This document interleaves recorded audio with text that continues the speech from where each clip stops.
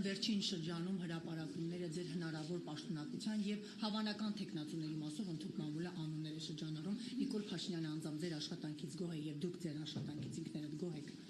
Ես կարծում եմ, որ վարչապետի անունից ես չէ, որ պետք է գնահատականներ տամ։ Ես կարծում եմ, որ 2025 թվականի առաջին 9 ամիսների կտրվածքով նախարարությունը ունի բավական մեծ ձեռքբերումներ, դրա կողքին ունի նաև արձանագրած ախտորոշած խնդիրներ, որոնք հետևողականորեն լուծման կարիք ունեն, իսկ մնացյալ թեմաներով ես մեկնաբանություններ տալ պարզապես չեմ ուզում, որովհետև մշտապես ստահոդ տեղեկատվություններ են տարածվում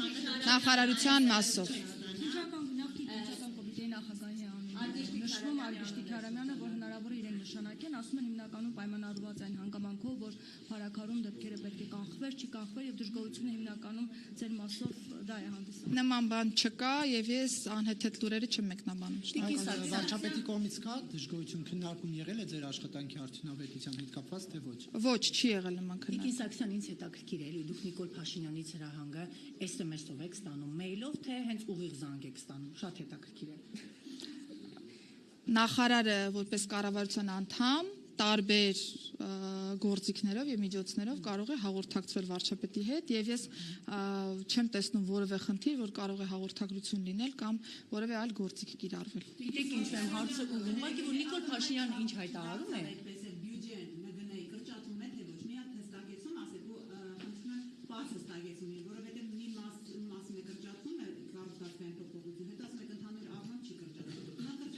Չէ, եթե ուշադիր հետևեիք խոսքից, ես նշեցի, որ ընթացիկ ծախսերի գծով ավելացում կա, կապիտալ ծախսերի գծով է նվազումը, բայց հանրագումարում, այո, ներքին գործերի նախարարությանը հատկացվող բյուջեն ի համեմատություն 2025 թվականի շուրջ 2.4 միլիարդ դրամով պակաս է նախատեսված։ Այո, կապիտալ ծախսերի նվազեցում ենք ունեցել, դրա հաշվարկով 2.4 միլիարդ դրամ արդեն ավելի պակաս է։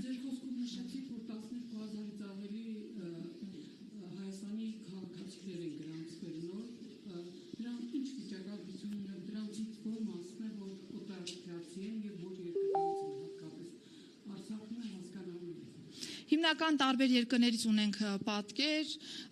ընդ որում թե ամերիկյան մայրցամաքից, այսպես ասեմ, թե եվրոպական հատվածից եւ որպես կանոն բնականաբար նույն ստուգման մեխանիզմն են անցնում բոլորը, այսինքն անկախ դրանից թե որ երկրի ներկայացի հետ գործ ունենք, հատկապես ցակումով հայերի դեպքում խորքային ուսումնասիրություններ ենք իրականացնում, մնացյալ դիմումատուների դեպքում եւս եւ ինչպես նշեցի, ունենք դիմելության աճ եւ նաեւ քաղաքացիության շնորհման աճ։ Այո, հիմնականում օրինակ Ռուսաստանի Դաշնության քաղաքացիներ ունենք, Ուկրաինայից ունենք, եթե տոկոսային կտորը հետաքրքիր է, կարող է գրավոր դիմել, անպայմանորեն կփոխանցենք։